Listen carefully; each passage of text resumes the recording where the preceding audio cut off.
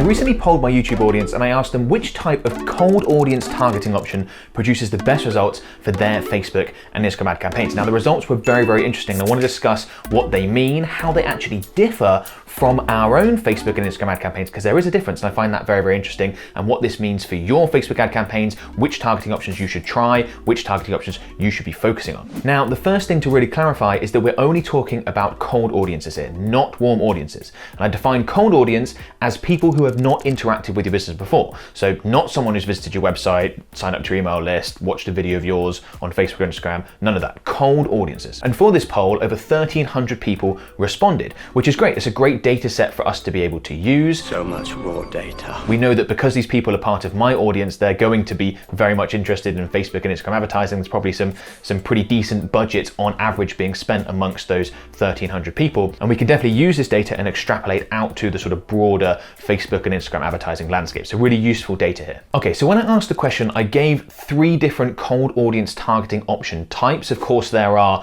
thousands of different targeting options, specific targeting options that you could use, but I wanted to get a sense for which category of cold audience targeting option people are using and where they're seeing the best results. So the 3 I used were broad targeting, which is otherwise known as open targeting. It's just being able to advertise to everyone within the location that you want to advertise in. Everyone! I also selected detailed targeting as an option. That's going to be interests, behaviors, things like that, what a lot of beginner Facebook advertisers will at least start with. And then I used lookalikes. Now, a lot of people think that lookalikes are warm audience targeting options. They're not. What? A lookalike audience is based on a warm audience, that's the source, but it contains people that are a cold audience that have not interacted with your business before. That's who's going to be included in a lookalike audience. They are a cold audience type, and therefore when we're assessing the performance of lookalikes, we need to compare it to other cold audience targeting options, as we've done with this poll. So there are a number of really interesting things that we can conclude based on this information. Now, the first one is that there are a lot of people within the Facebook ads industry that are recommending that you just go with broad targeting. Open targeting is the only way to go. You don't need to use any specific targeting options. That's a waste. It's going to lead to worse results. That's clearly not true looking at this data. It is in some circumstances. For 44% of people, they saw their best results from broad targeting. So great. And actually that was the best option of the 3. That got more people saying that was their best option than the other options. But for 56% of people that responded to this poll, they are seeing better results from other types of cold audience targeting. And this is why it is so important to test. And it's also really important to be wary of Facebook advertising advice that you give where someone says, this is the best way to do it always. That's rarely the case in my experience. There are scenarios where, yes, broad targeting will absolutely work well. And I've created a video about that. I'll include a link in the video description where if you've got a broad appeal product that lots of people, a large percentage of the population are going to be interested in, broad targeting can work for you. If you've got lots of data in your ad account, broad targeting can work for you. But if you don't meet those 2 criteria, often you're better off with a different option. And that's partly what we're seeing in this data here. The second thing to note is that the spread is pretty even. Yes, there are more people that have gone with open targeting as their best performing cold audience targeting option than, say, lookalike audiences, but none of these 3 have received, say, 3% of the vote here, and in which case I'd probably be saying you can ignore that, don't worry about advertising using that cold audience type. But the smallest one is lookalike audiences with 21%. To me, that very much indicates that you want to be testing all 3 of these cold audience targeting types, because there's a good chance that one of the 3 could work for your business. You can't just say this is the way to go or you can completely ignore this. Definitely worth a test. The third thing that's really obvious to me as someone who's been involved in Facebook advertising for a decade now is that this changes a lot.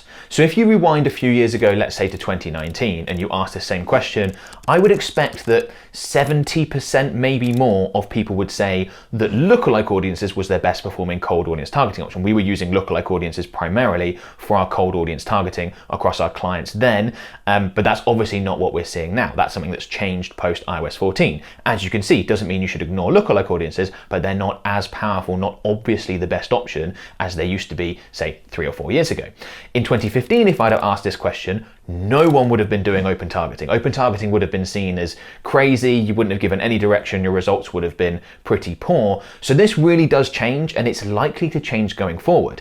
iOS 14 really changed the sort of balance of power from lookalikes to open targeting. It is roughly what we've seen. There's likely to be more changes, likely to be things that happen that lead to further shifts amongst which is the best option. So don't fall into the trap of finding something that works now and thinking that'll work really well for the next 5 years. It might work really well for the next year, 18 months, 2 years, maybe even shorter time periods than that. And you need to be willing to adjust with the times and stay up to date with my content and other people's and find out what's working now, because as we can see, it really does shift. Before I get into that, I just want to quickly mention our done-for-you Facebook and Instagram advertising services. So if you want my company to create, manage, and optimize your Facebook and Instagram ad campaigns, take that workload off your hands and also help you get significantly better results, we can almost certainly help you do that. To find out more, you want to book a call with one of my team members. There's a link in the video description below. A free call, no obligation. You can find out more about our service. We can let you know if we've worked with a business like yours before. Good chance we have at this point. And yeah, hopefully we get a chance to work together. Now, when we look at our campaigns across the board and we take a look at which type of cold audience targeting options performs best for our clients' Facebook and Instagram ad campaigns, we would see a shift from the results from my audience, which is interesting. So firstly, we're going to see more in the open targeting category.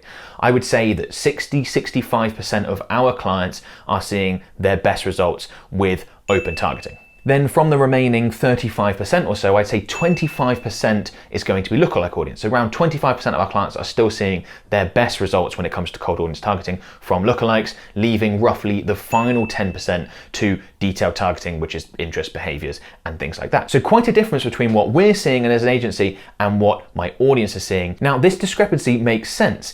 If you think about the average business that works with us, our clients, they're going to be spending more on their Facebook and Instagram ad campaigns than the average person in my audience responding to this poll. Now, of course, there's going to be exceptions, things like that, but if we just take an average, I would imagine that's going to be the case. Most businesses will run their own Facebook and Instagram ad campaigns initially, they'll scale up to a certain level, and then they'll start working with an agency like mine. Now, we know that as you spend more, you generate more conversion data within your Facebook and Instagram ad account. As I've already mentioned, open targeting performs better when you have more data within your ad account, because that gives Meta a lot of information to be able to put your ads in front of the right people. They don't need as much input from you as the advertiser saying, this is the ideal type of audience that I want you to target. So that's the first thing. More spend skews things more towards open targeting, and that's why I think we would see a big difference between our number, a good 20% or so, and what I saw from the poll. Okay, I guess that makes sense. And that's something to keep in mind with your own Facebook and Instagram ad campaigns, is that as you scale, you may well want to shift, if you're finding better results with other cold audience targeting options, to a more open targeting approach. We also see our clients usually getting better results from lookalikes than detailed targeting options like interest and behaviors. And again, that makes sense because the businesses that we're working with are going to be more established on average than the people following my content and running their own Facebook and Instagram ad campaigns, a lot of which will be quite small businesses at this point. They're fairly new. Now, when you have a more established business, you have larger warm audiences. So you have more people that visit your website, you have more people on an email list. So much raw data. So if you're using those as your source audience, inputting that into your Facebook ad account and creating lookalike audiences off of those, that's going to produce higher quality, more accurate lookalike audiences. We know that the more data you can put into the source, the better quality the lookalike audience is. So if, for example, you're creating a lookalike audience based off a source audience of 200 people, that is unlikely to perform as well as if you're creating a lookalike audience based off a source audience of 20,000 people. And again, because we're working with more established businesses that have larger budgets, larger customer bases, I think that the more data is leading to better accurate lookalike audiences, which is leading to better results through that cold audience content type. So what does that mean? Well, it means that if you're relatively new to Facebook advertising, you have a new or newish Facebook ad account, you may well see the best results when it comes to cold audience targeting with detailed targeting options, interests, behaviors, things like that. As you grow, as you generate more conversions, as you build larger, warmer audiences, you may want to shift to lookalike audiences and test open targeting. That's sort of the trajectory that people go on. It's why a lot of people within the Facebook advertising industry recommend always going with open targeting, because they perhaps work with a handful of really large brands, they've got large brand equity, that have a product or service that is very much broad appeal, a large percentage of the population is going to be interested. And for that type of business that they're working with, perhaps they own one themselves, that is definitely going to be the way to go, open targeting. But there are tons of businesses that don't have that situation. That's not their circumstances. They could be really niched down, for example, and going after a very specific industry. If you have a newish Facebook ad account and you're really specific specific, which is a great way to go, by the way. You're going to get traction a lot easier early on. If you do niche down, then it's just not going to work. That's not the best way to use open targeting for that type of business. You want to be going with much more specific interests, maybe with a combination of lookalike audiences, maybe switching to lookalike audiences once you've built up those source audiences. But just something to think about. Be wary of the one-size-fits-all advice when it comes to targeting or anything else. There are specific tools for specific circumstances, and that's what this poll is really showing us. Some people see great results with this, other people see great results with this, other people see great results with this. Now, one of the options listed here is lookalike audiences.